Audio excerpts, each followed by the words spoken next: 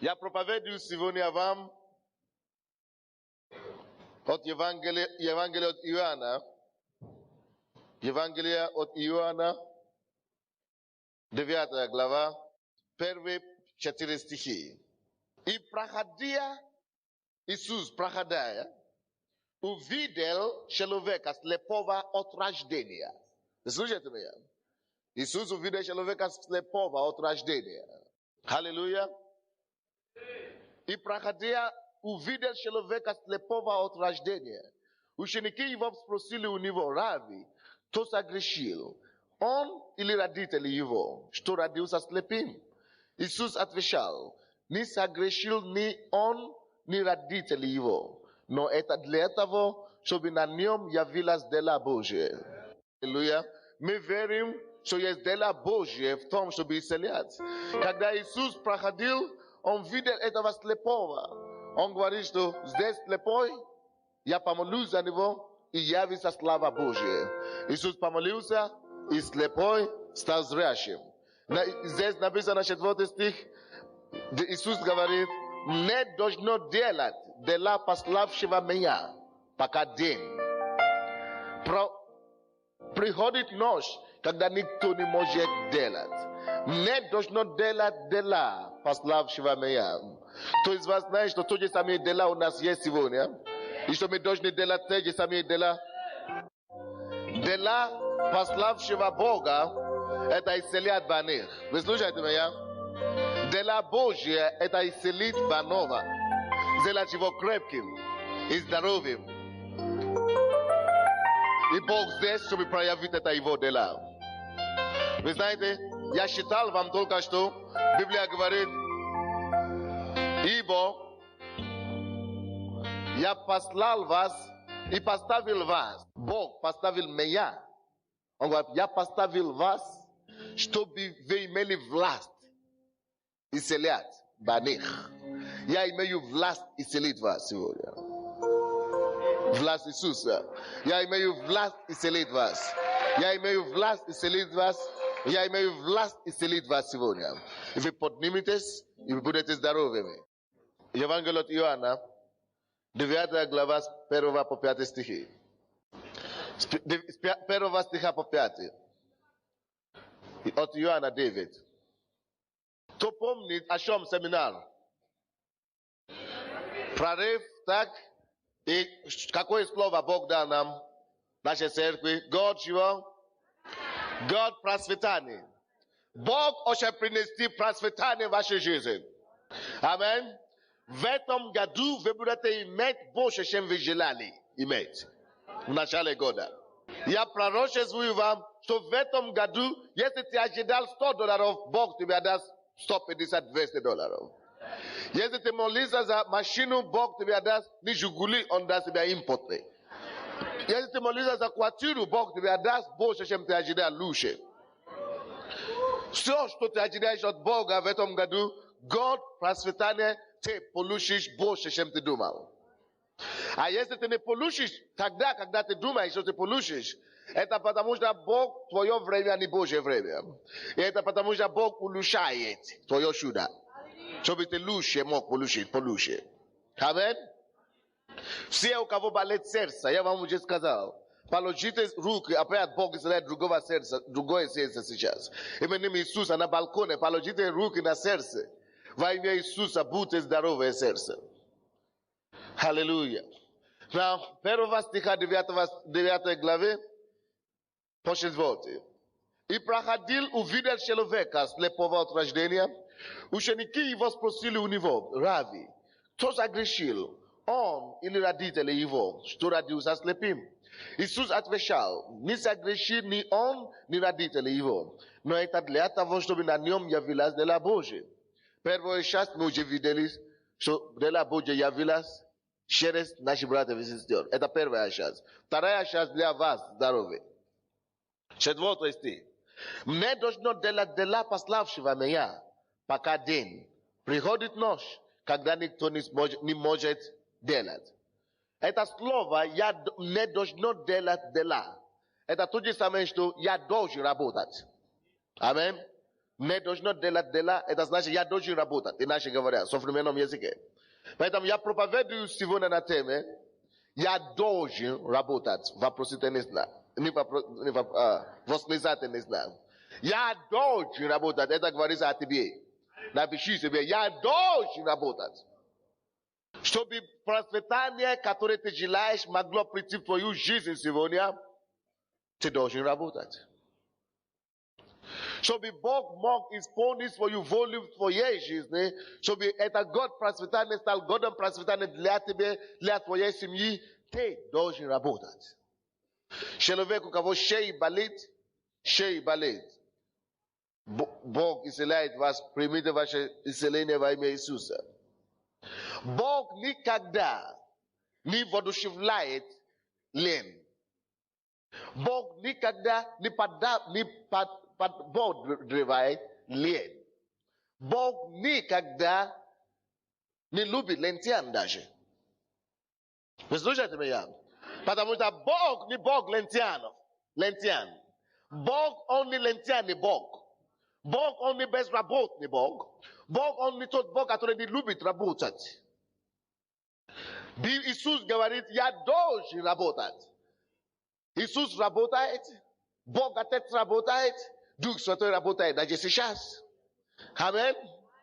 Библия говорит нам, что в начале в Деянии апостолов, Бытия мы видели, что Бог, Отец, сотворил небо и землю, и все то, что в небе 6 дней, только 7-й день отдыхал. Он работал. Братья и сестры, даже Бог, слушайте меня, не то, что даже президент работает, но даже Бог работает. Вы слушаете меня? Бог очень благословит тебя. Если ты член этой церкви, Бог очень тебя благословит. Но ты должен работать. Библия говорит, что мы есть храм живого Бога. Есть такой. Первое послание, или второе послание Коринфянам, 1 Коринфянам 6, 16-17 стих. Библия говорит, что мы храм Бога живого. Аминь. Это значит, Бог живой Бог живет в нас. Если Он живет в нас, и Он есть трудящий Бог. Если Он живет в нас, Он есть Бог, который говорит себе, я должен работать. Какой тогда мы должны быть? Мы должны быть похожи на Него.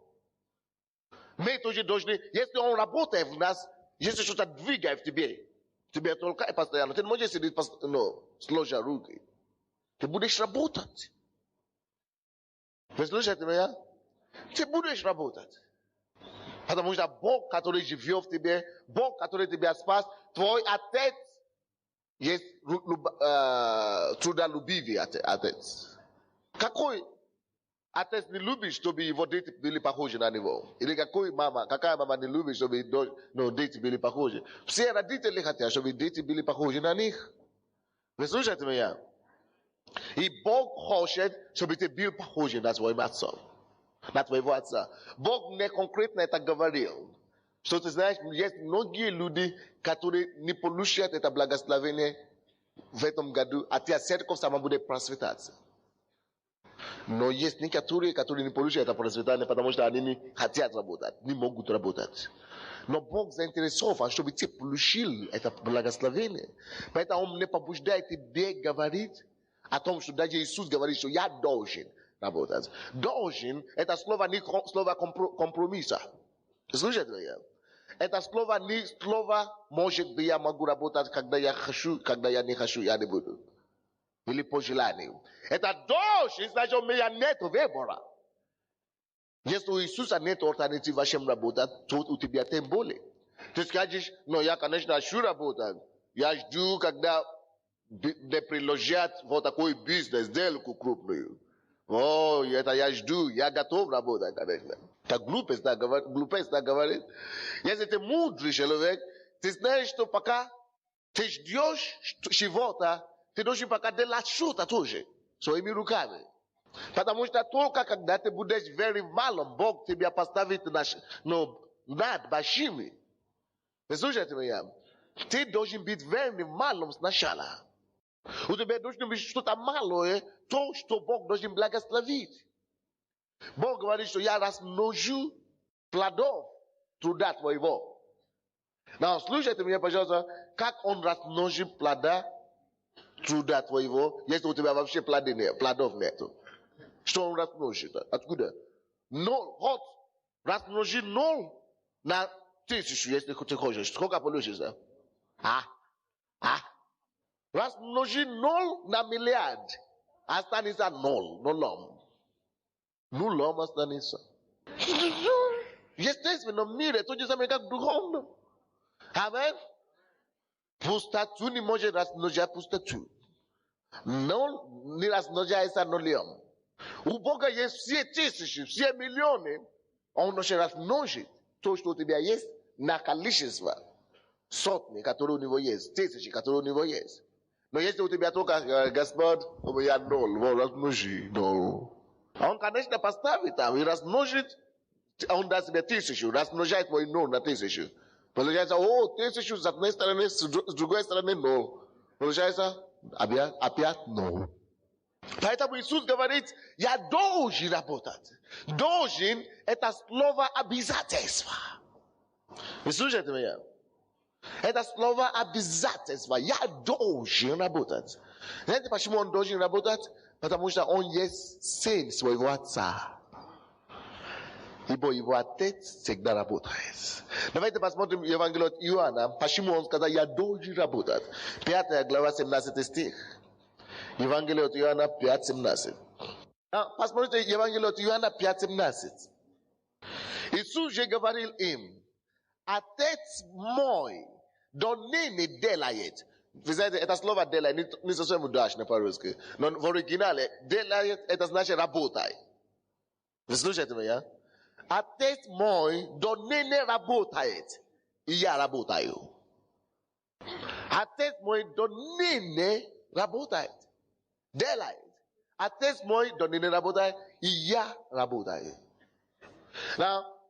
Поэтому он сказал, я должен работать. И помните, почему он сказал, я должен работать? Потому что он должен делать то, что он видит у отца, что отец делает. Вы знаете, почему я привели эти людей сюда сегодня? Потому что когда Иисус увидел этого слепого, он сказал, я должен работать. И я говорю, Господи, вроде бы я делаю твою работу. Ты видишь слепых, ты видишь больных, и ты говоришь, я должен, значит, я должен. Потому что Бог мне говорит, Иисус говорит, я должен, потому что Бог это делает. Потому что Бог трудится. Потому что Бог это делает. И он говорит, я должен. Если Иисус видит Отца, что он делает, и говорит, я должен, значит, я должен. Делать то, что они делают, потому что я должен быть похож на моего Отца тоже. Амин. Все то, что Бог делал в Библии, или то, что Иисус делает в Библии, мы его дети Бога тоже. Иисус приложил это все нам как пример. Что мы тоже должны поступать так и делать это все. Вы слушаете меня? Но кроме этого, это говорит нам еще что-то о характере Бога.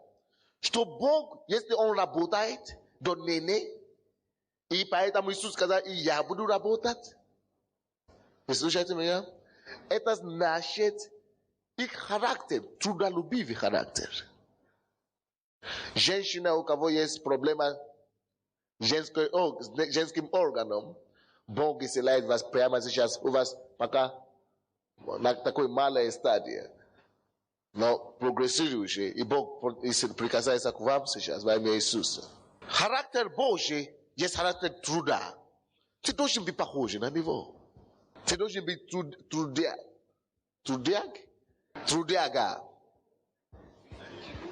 Некоторые даже боятся трудиться. Но трудиться должна быть твоя натура. Потому что это натура твоего отца. Трудиться, работать, ты не должен никогда свое лицо искажать, потому что тебе говорят работать. Ты не должен никогда выражать какие-то словами недовольства, потому что нужно работать. Всякий раз, когда работа себе дает знать, каждый раз, когда дает о себе знать работа, либо на работе у себя, либо у себя дома, либо на улице, ты должен быть такой человек, кто будет радоваться и идти навстречу этого вызова. Говорю, да, я дети Божьи, я ребенок Божий, я Божье дитё, мой отец работает, и я работаю. Мой Бог любит работать, и я люблю работать. Именно тогда Бог увидит, что твое сердце, как его сердце. Начинает просветать твое дела, как его дела, то не просветается. Но если Бог увидит, что ты сын не похож на него вообще. Это как называется, когда сын, когда ребенок родился от чужого отца. Нет, вообще у него родители есть нормальные, а он родился без отца. Без отца родился. То есть от блуда или что-то, от глуяния. Байструк. Это на английском тоже есть такой бастард. Бастуд. Вот. Это человек, который незаконно рожден. Когда ты поступаешь не так, как твой отец поступаешь.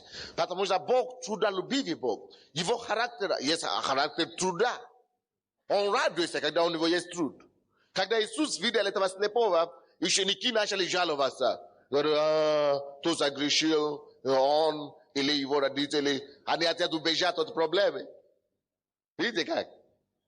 Но Иисус не убежал от проблемы, не жаловался, не выяснял отношения.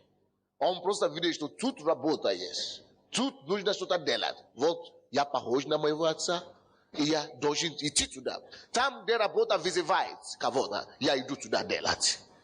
Там, где есть необходимо что-то делать в церкви. Даже если меня не приглашают, но я вижу, что это есть нужда здесь в церкви. Вот здесь нужно что-то кому-то это делать. Я иду автоматически. Не надо, чтобы меня гнали. Не надо, чтобы гнали палкой, чтобы идти туда и делать.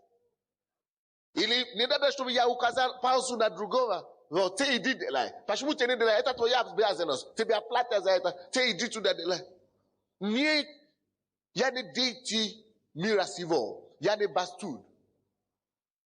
Я законный рожденный. Я похож на своего отца. И поэтому, когда я вижу любую нужду, я спешу это делать. Я спешу помочь в этом. Я спешу разрешить эти нужды.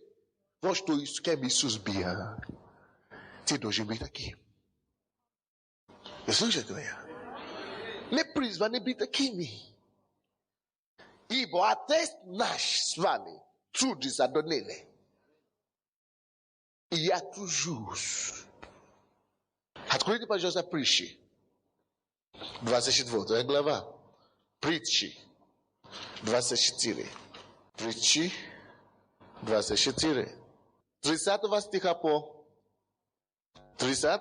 34.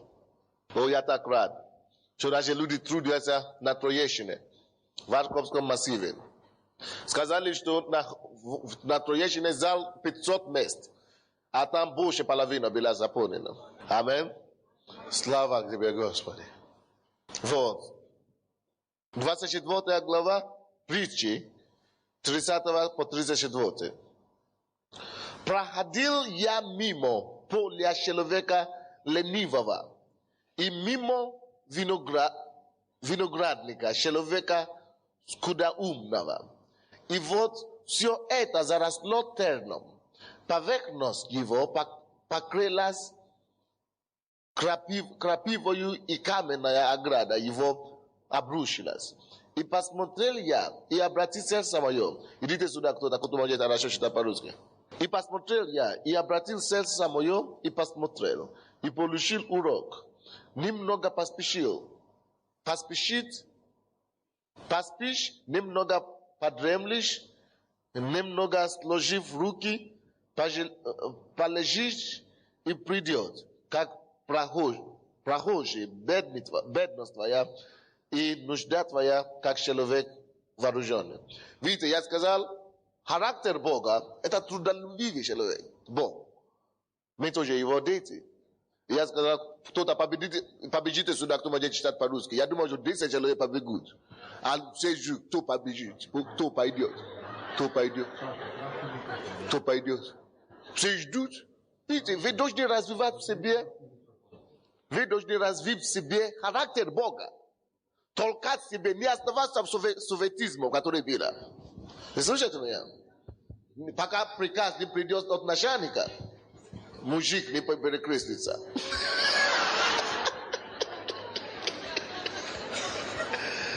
Да, это новая поговорка.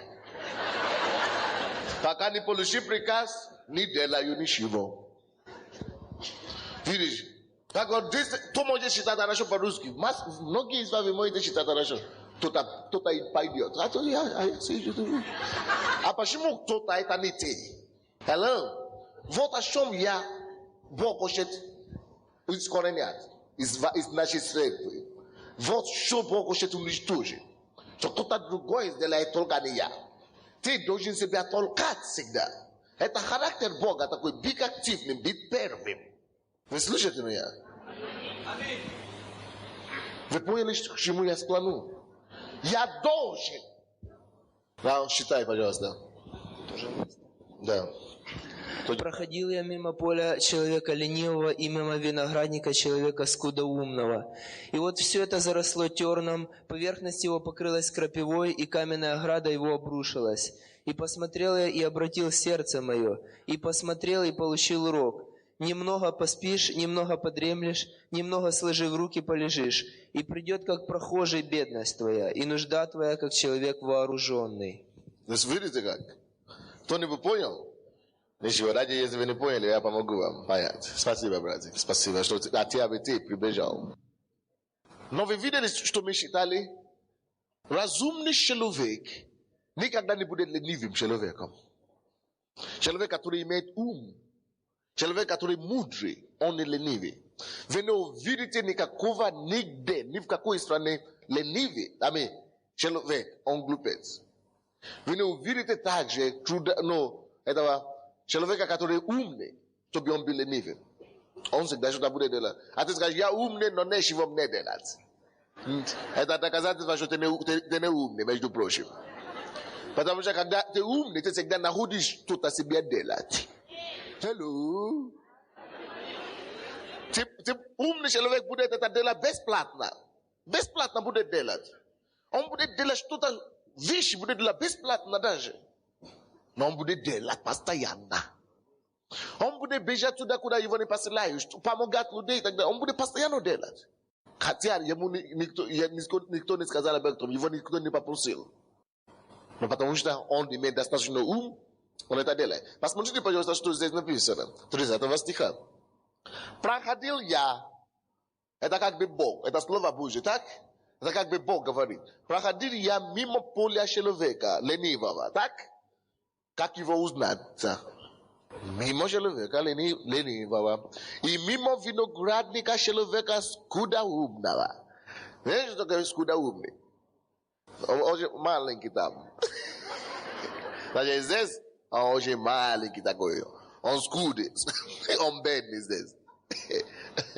Да. Короче, человек, недалекий. Человек глупый такой, получается. Да. Проходил туда, да? Рядом его хозяйство. Так? Рядом его поле. Так? 31 стих. И вот все это заросло. Все его поле заросло терном. Терном. Так? Поверхность его покрылась крапивою.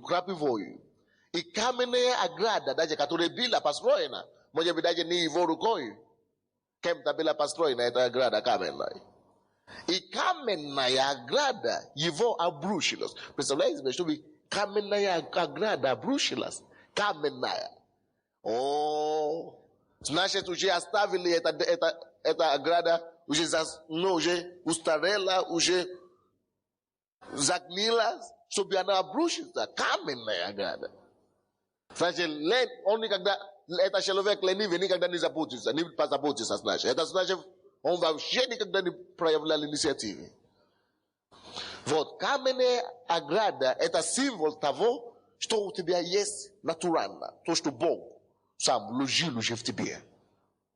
Now, кто из вас знает, что есть некоторые способности, которые у него есть? Что Бог вложил какие-то способности у вас, кто знает? Вы все знаете, что у вас есть какие-то способности внутри, что вложено в вас, так? Now, слушайте, это каменные ограды. Но когда это у ленивых людей, он даже оскорбляет Бога.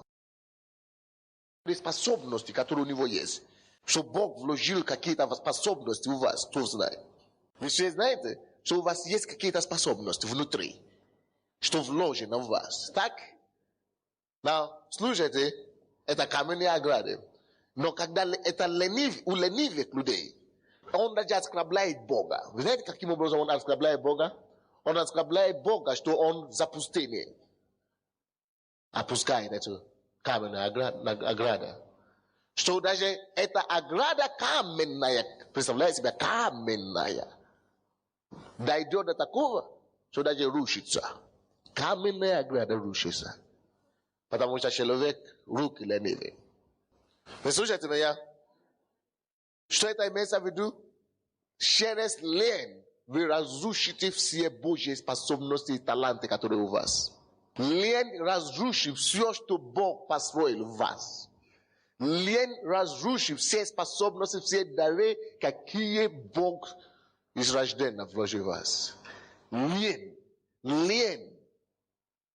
сделать вас нищим. Лень сделать вас скудоумным. Лень сделать вас вообще негодяем. Для себя, тем более для чужих. Я должен трудиться. Я должен работать. Ибо мой отец Донене трудится. Ибо отец мой трудится Донене. И я тружусь. Вы слышите меня? Лень разрушит даже вещи, которые у тебя есть сам по себе. И потом кто-то скажет тебе, ты теперь такой способный. Говорю, я? Когда? Ты же умел рисовать. Я? Умел рисовать? Не помню. Потому что каменная ограда уже давно упала. Ты же раньше пел. Я пел. Лень уже разрешила способность петь. Ты же раньше играла. Как ты хорошо играл? Я? Я не помню. Никогда не играл. Ограда каменная уже упала. Через лень. Посмотрите дальше. 32 стих. И посмотрел я, и обратил сердце мое, и посмотрел, и получил урок. Алло, какой урок? Что даже то, что у тебя есть, через лень, ты отбираешь, ты выбрасываешь. Так дальше, это не единственный урок. 33 стих. Урок самый главный. Двоеточие. Вы видите, что после 32 стиха, он говорит, я получил урок, там написано двоеточие, да? Что есть пояснение, что за урок. Смотрите сюда в Библии свою. Урок такой. Немного поспишь, немного подремлешь, немного сложив руки, полежишь, и придет как прохожий, бедность твоя, и нужда твоя, как человек вооруженный. Что это значит?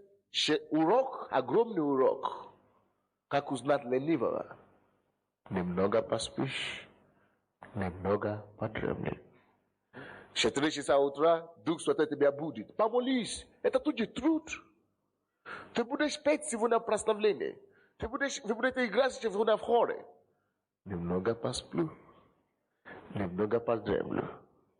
Ты сам себе лишаешь себе даже те права, законные вещи, дары, которые Бог тебе дал.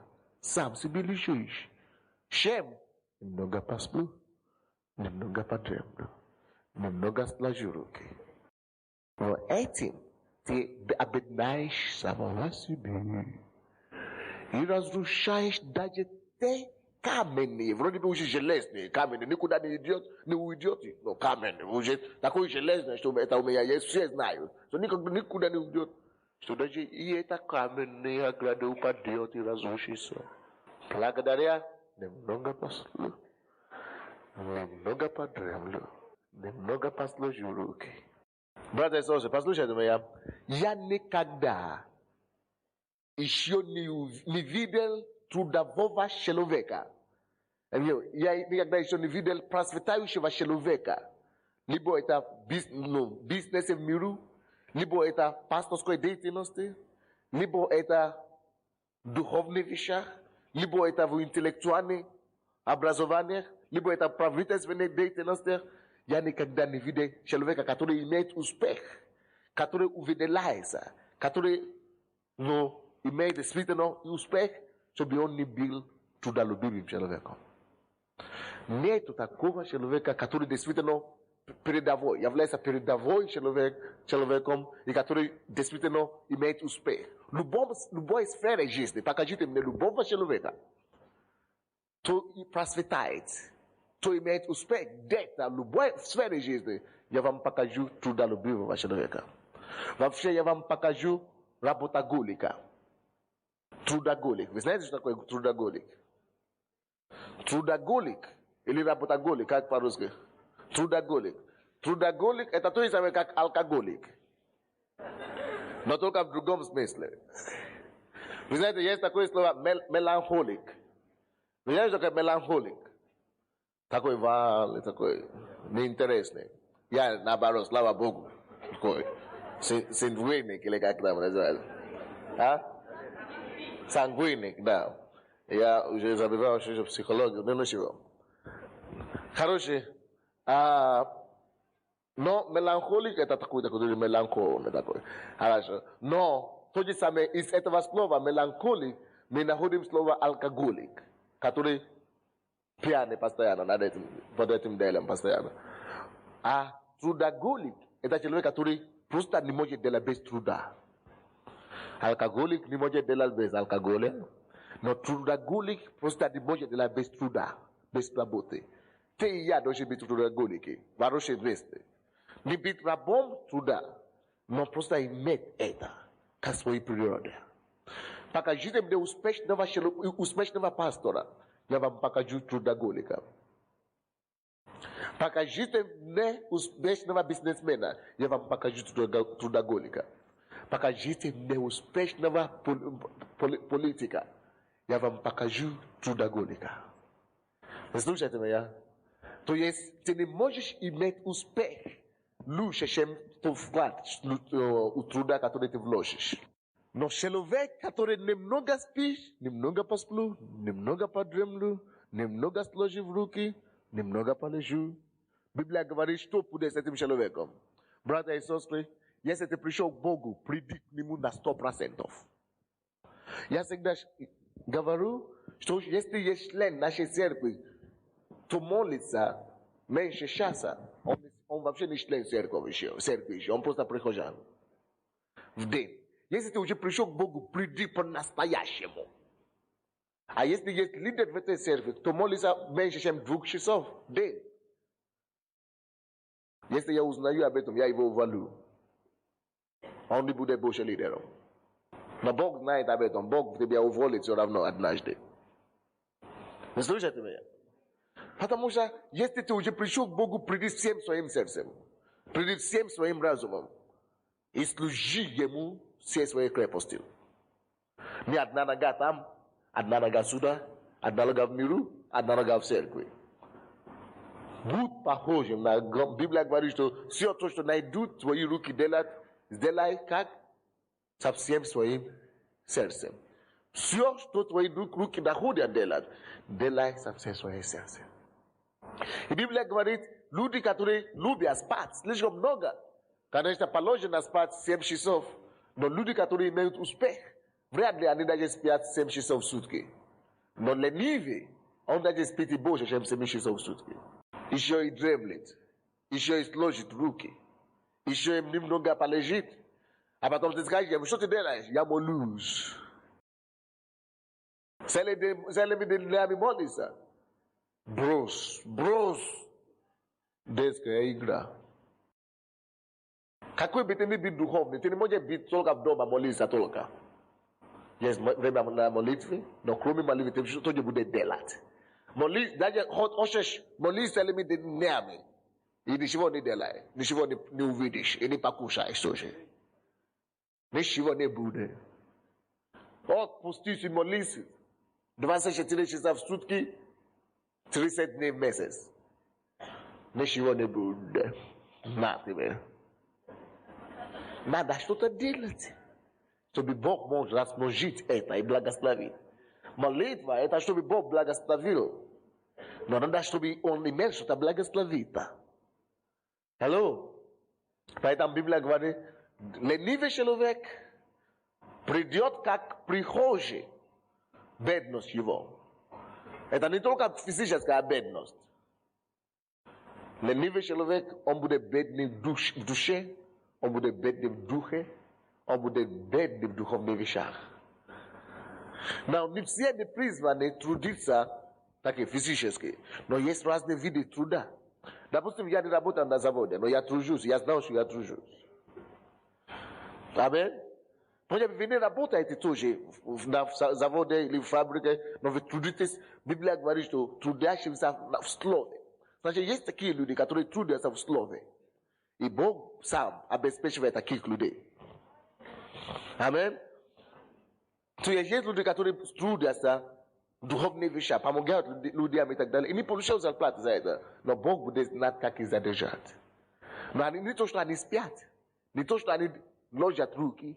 Они не лежат тоже.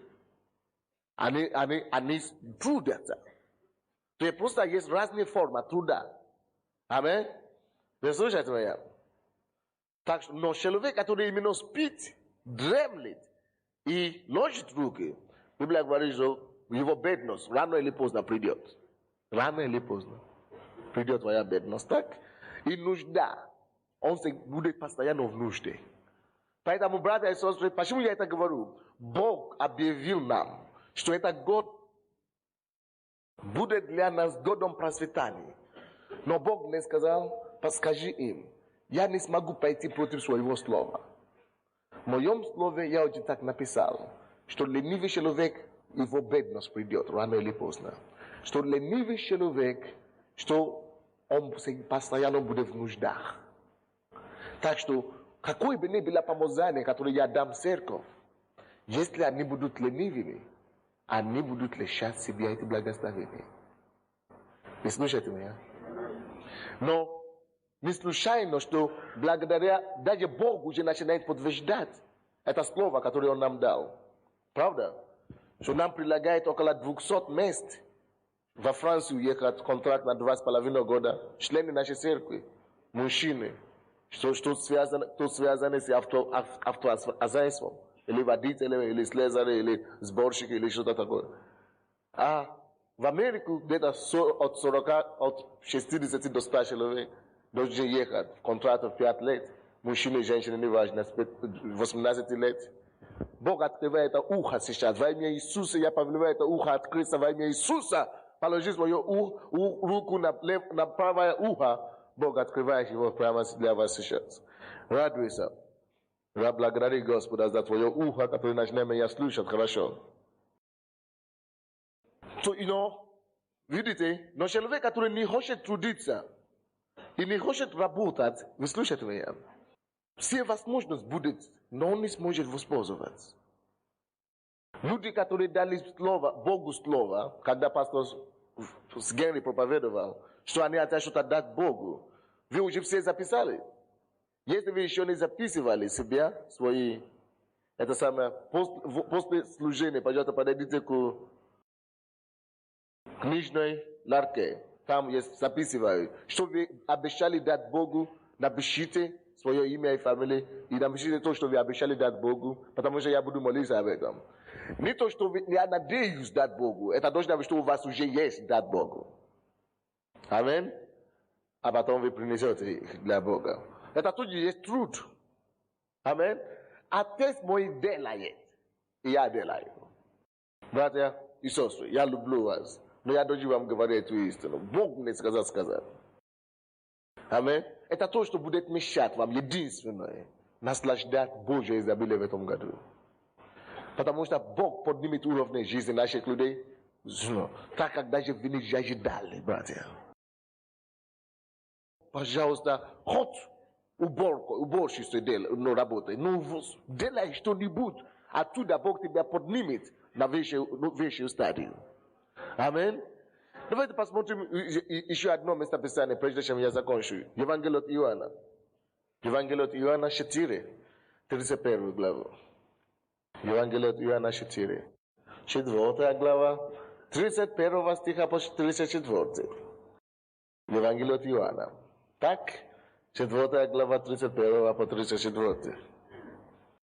Между тем ученики просили его, говоря: Рави, ешь. Видите, многие из нас, единственное, что мы хотим, это есть. Ешь. И да, папа, дай есть. Мама, дай есть. Ученики просят его: ешь. Многие из вас, вы хотите, чтобы только вам просили есть. А трудиться? Обижаюсь сразу. Не, я обижаюсь. Не. Но другой человек, видите, Бог делает свою работу прямо сейчас. Если у вас после всего молитвы, у вас еще болит колено, не колено, выше колени.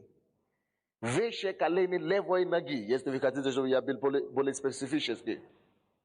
Левой ноги, выше колена. Пожалуйста, поднимите свою руку. Аминь.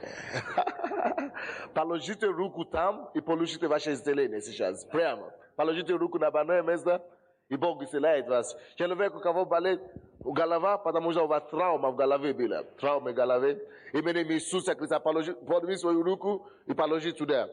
Голову, особенно правой стороны головы, во имя Иисуса. Жизнь и здравие в этой голове. Отец мой делает, и я делаю. Аминь. Они говорят ему: ешь, Рави. 32 стих. Но он сказал им: у меня есть пища, которую вы не знаете. Поэтому ученики говорили между собой: разве кто принес ему есть? Они только думали о еде. Больше ни о чем не умеют думать. 34 стих. Иисус говорит им: моя пища есть творить волю пославшего меня и совершить дело его. Видите, что Бог называет пищей, что Иисус называет пищей. Творить дела пославшего меня и совершить волю его.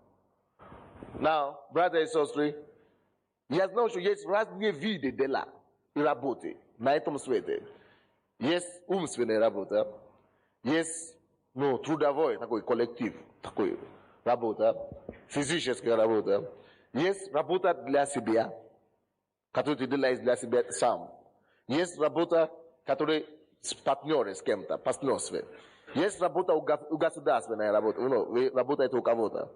Есть работа, когда вы просто работаете как служащие. Есть разные работы, но есть одна работа, которая выше и превыше всего.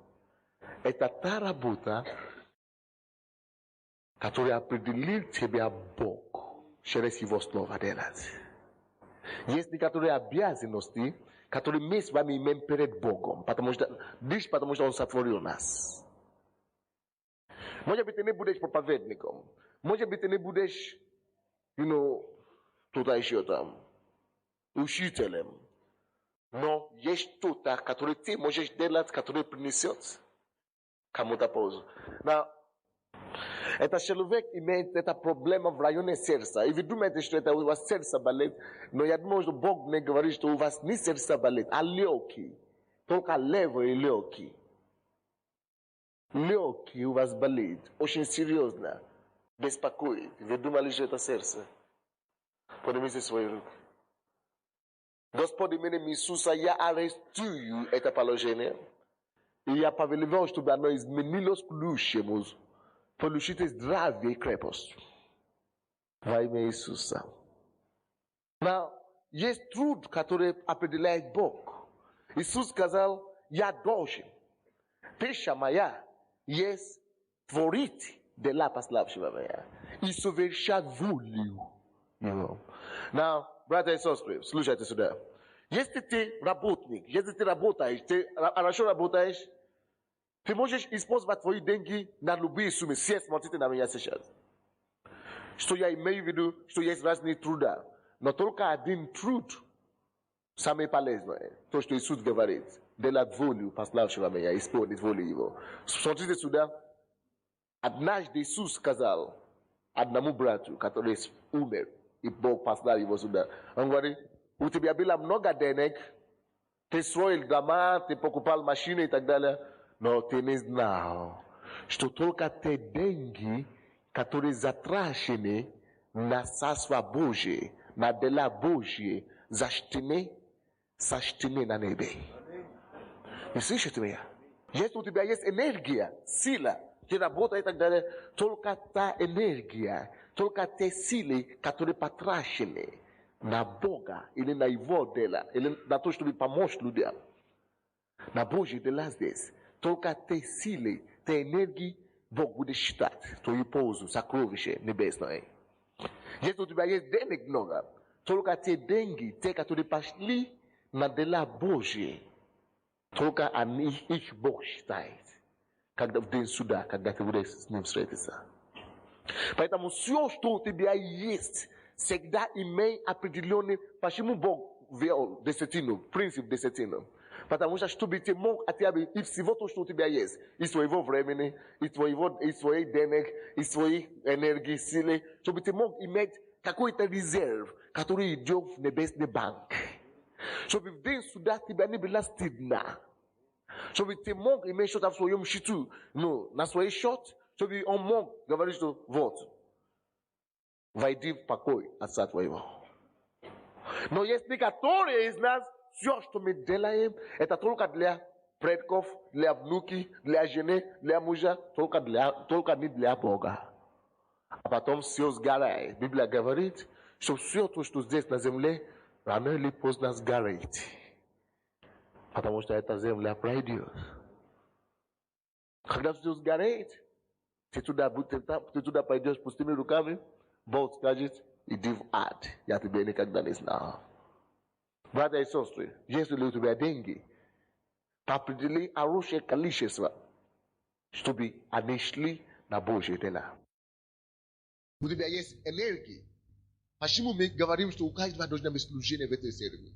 Не потому что есть что-то делать. Я придумываю разные служения, чтобы помочь вам. Чтобы у каждого хватило хотя бы какое-то служение. Чтобы из твоей энергии, некоторые из вас уже по 60, по 50, по 40, вы уже скоро умрете. А все равно на небе у вас ничего нету. Поэтому я сказал, идите в хор, пейте. Идите, от больше в церкви, работайте. Делайте что-нибудь для Бога. Вкладывайте что-то на небе, небо пока вы здесь, на земле. Зарабатывайте себе что-то там, на небесный счет.